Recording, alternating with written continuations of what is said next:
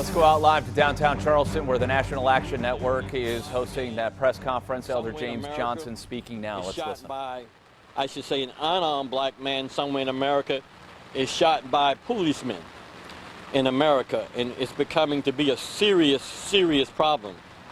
Serious problem. Come on. So we want to address the president-elect today. The eyes of America was on Charleston on yesterday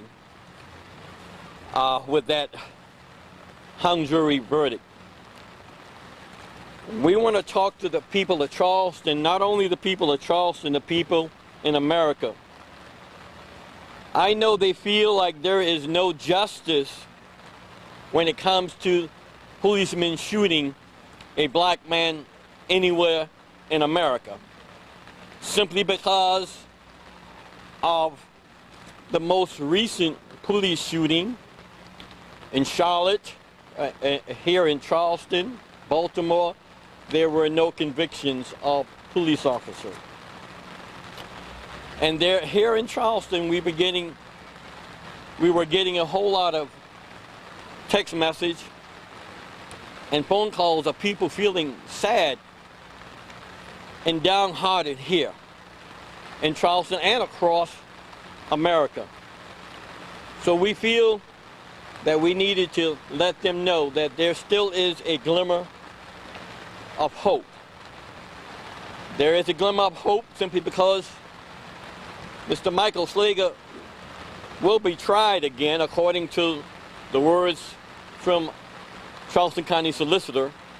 Also, a trial must take place with the federal case. We ask people across this nation, if they want to protest, go ahead and protest. But we ask them to protest peacefully. We don't want to see anybody get shot down by the police department, no way in America, or even hurt, our buildings destroyed.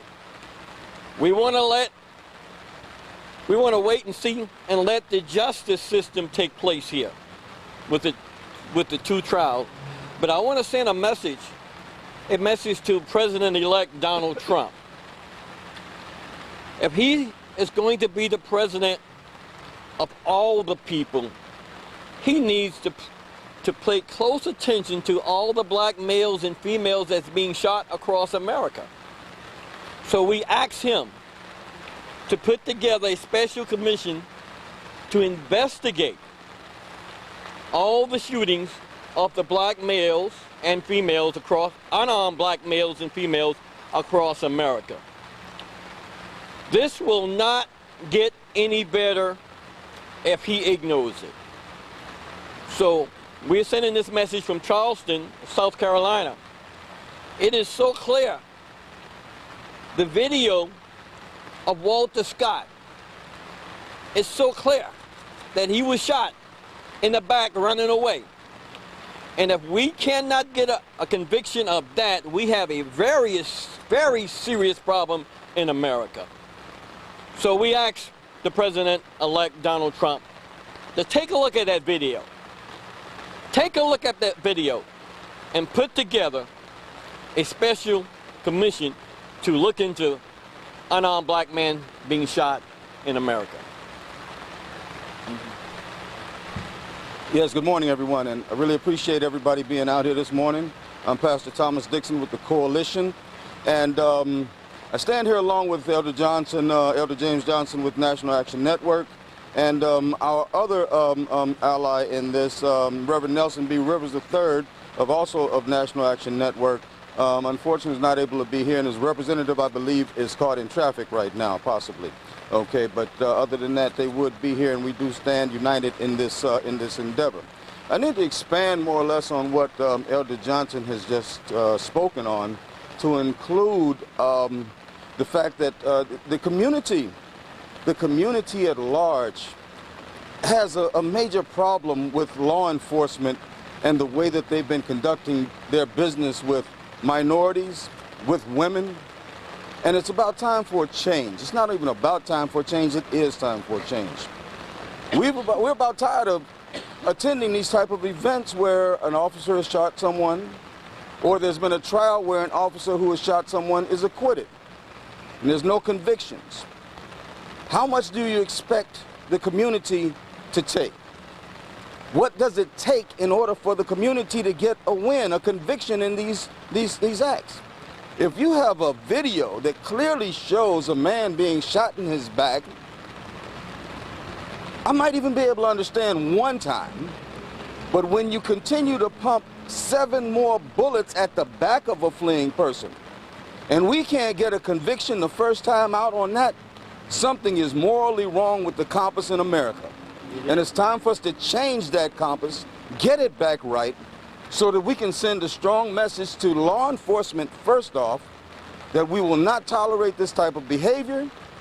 And also, though, because we're sort of an equal opportunity social justice group, we stand against black on black shootings, we stand against white on black shootings, we stand against black on white shootings, we stand against violence of any type. And we want America to know that as we stand here in Charleston, South Carolina, that there's a social activism movement right here that is of the people, by the people, and for the people. Michael Slager right now sits on the other side of that definition, because he's committed a heinous act and he has not owned up to it. A real man would own up to what they do and not even wait for a jury to be tricked and connived by a slick-talking lawyer. Now, this evening, we will meet again at Charity Missionary Baptist Church, the church of Reverend Nelson B. Rivers III. The church is 1544 East Montague. 1544 East Montague Avenue in North Charleston, South Carolina. It's 6 o'clock p.m. 6 o'clock? Yes. 6 o'clock p.m. Thank you, Trudy. And we're trying to get the solicitor to be there. Yes, we will. We're trying to get the solicitor to also join us. We'll have other community leaders and activists, organizers, attorneys that'll be there. And we're inviting the entire community, the entire Low Country, the Tri-County area. If anyone wants to come in from Columbia or Beaufort, it makes no difference. Come in and let's talk about, because it's entitled, Where Do We Go From Here? We need to figure out, is it going to be chaos or is it going to be community? And so we felt it necessary to bring as many people who are like-minded and want to just figure out, or sitting in confusion. The people that Elder talked about have texted them, who are sitting in confusion and want to know, what can we do? We need them to come out tonight. We need you all to come out tonight, because this has not only affected the city of Charleston or a segment of the city of Charleston, this has affected everyone. We have a problem. That problem needs to be solved, and that problem is a national problem. We have a national moral issue that needs to be addressed, and addressed now, whether it's President-elect Donald Trump or whether it's the millions of people or billions of people that reside in the United States. Somebody's got to do it, and if it's got to be done, let it start right here. Thank you. Tell them who you are. Hi. Good morning, everyone. I'm Jacqueline Yaden, Elder Johnson's assistant, and I have a message here. The Scott family. I'd like to say to Mother Scott and her family, after you've done all that you can do, you stand and wait on God. And yes, we stand with you while you wait. And standing means exactly that, standing against injustice and the unjust. Mother Scott, sister, joy comes in the morning. Yes. And once again, as a people, we will pray, we will watch, and we will wait with you. And to the Slager family, we're praying for you as well. Thank you. Hi, good afternoon. My name is Trudy Grant. I'm the Manager of Religious Affairs and External Relations for the National Action Network. And I'd just like to reiterate how important this meeting this afternoon will be. I work directly for Nelson B. Rivers III, who's my pastor, and also Vice President of External Relations for the National Action Network. We invite everybody to come. This is intimate for me because Walter and I went to high school together. So I know what this family feels like because I know the guy that Walter Scott was.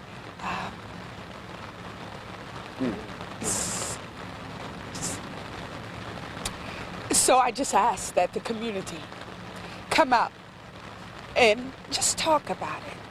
Let's talk about what our next steps are. We're going to be in the forefront. We're going to fight for justice for my friend, Walter Scott. Thank you.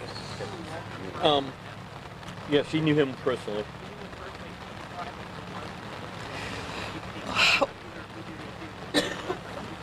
Yeah, Walter was, he was funny.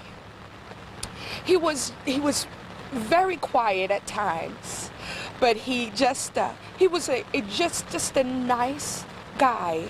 Anytime you see Walter, he was laughing, he was smiling.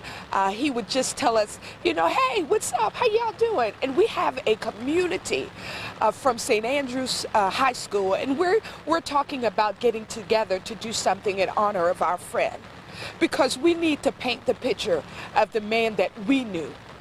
He was just a nice guy. So I feel for the family. I feel for the people that won't ever see Walter again, which includes myself. I miss my friend. Okay. Also, we know that they will be, according to the solicitor, another trial. But the community will not sit back and allow the makeup of the jury to be 11 white and 1 black. We will not sit back and allow that. We want a diversity jury makeup here. So National Action Network and the coalition will be watching the next trial, and if we have to protest and whatever we have to do to get that jury makeup of diversity juries, we will do that. Go ahead. So what is your strategy going forward? We talked about this thing tonight. Is this the beginning? Because you want the jury to change the makeup next time. Exactly. Is that your strategy? To have these different meetings and these whatever they're going to be throughout the community? I'm from Charleston. Right. ABC News.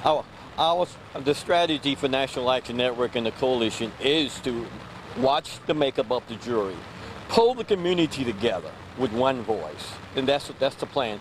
We want the community to know that they have a stake in this also, and we'll send in a strong message to the police department in North Charleston and the city of Charleston that the community will not allow something like this to happen again. We're now pulling the entire community, the entire South Carolina together. We have 7 chapters across the state of South Carolina where we'll be talking to all the chapters president. We can't allow the police shooting anymore without speaking out loudly about it. How will we physically see that, though? I mean, you say pulling together. Are we going to have like patches of different groups walking the streets? I mean, physically, will we see this? No, we will be organizing the 7 chapters that we have throughout the South Carolina. We'll be organizing them to be visual. Not only that, to challenge the police department when they do something wrong. And let's keep in mind that this is not just a local problem. No. It's a national problem. So on January 14th, I don't know if all of you have heard, in Washington, D.C., we will be gathering with other civic rights organizations, labor unions, civic leaders from across the country for the March 2017. We have more information if you go to our website, www.nationalactionnetwork.net. You will find all the information there. We are definitely planning on having a contingent of maybe up to 10, 20 buses coming from Charleston, South Carolina to be a part of that national march. I have a question for Elder Johnson. You mentioned calling up President-elect Trump to create a commission. Have you spoken with Mr. Trump or reached out to Mr. Trump? No, I haven't, but hopefully Mr. Trump will reach out to me. I'm challenging him to do that. I have not, and if I have, I will if I have the information to reach out to him. Hopefully he will see this and reach out to me here in Charleston. What do you want to say to him? What I want to say to him is that, President Obama put in place some committees to deal with the police shootings across America. We don't want him to erase that. We want him to add to that. And he needs to realize that there is a serious problem with police shootings across America. What I'm afraid of is his cabinets. Giuliani, who's want to stop and fritz, and so if he wants to start stopping fritz again, then it will only increase the killing of black males across America. You said you weren't pleased with the makeup of the jury in this trial. You're hoping for a more diverse jury for the next trial. Who do you place the blame on for the makeup of that jury then? I'm not placing the blame on anybody at this point because I don't know all about it. But National Action Network and the coalition and NACP protests that makeup of the jury when they first make that jury up. We complained that it wasn't enough diversity on the jury and they were starting off on the wrong foot. And we still feel the same way. We feel that if that jury were made up of diversity, maybe 4 blacks, 4 whites, and Hispanic, we believe that we probably would get a conviction. You mentioned you were getting texts from people who are angry. Oh, Can you yeah. elaborate a little bit more? Because we haven't seen any protesters. Well, well, that's why we are speaking out right now. We want people to protest. We do, but we want a peaceful protest, and that's why we're speaking out. Because we can't win with the violence. We can't at all. So exercise the rights. Exercise their rights to go out there and protest, but be peaceful. You know, there's chatter all over social media about what people want to do and what people want to come into the city. But, you know, we don't want that because we can't win with that. Is your gathering tonight a way to try and organize it? That's exactly. The gathering tonight is to organizing the people. And if we can do a peaceful protest like we're going to do tonight in church, bring people together, get people involved, that's what we want to do. We want to address not only this issue, but a lot of issues in racism that's in Charleston tonight also. So just to follow up to be clear, do you intend on organizing some planned protests? Well, what I say again, the people can plan.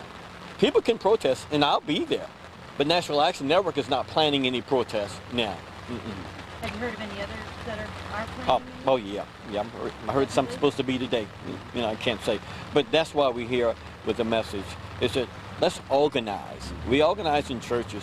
We did everything in churches from slavery.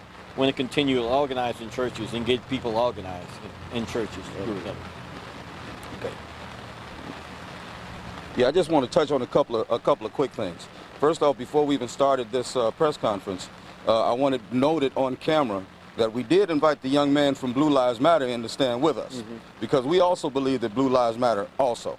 Okay, so we don't want anybody to misunderstand or mistake that.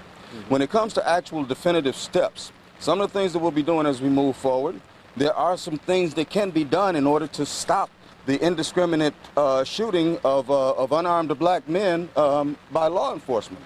One would be that our federal legislation actually mandate that we have civilian review boards in all law enforcement agencies, state, local, municipal, no matter what, county, civilian review boards that will be selected by the people and who will represent the people and will have the same view of these incidences that the Internal Affairs Department has. So we get an unbiased opinion, if there is a bias on law enforcement, an unbiased opinion based on our civilian sector. So they can tell the civilian sector, yes, this was justified, no, this wasn't justified. And the civilian sector who selects this board will be able to say, we put you there, we believe what you're saying.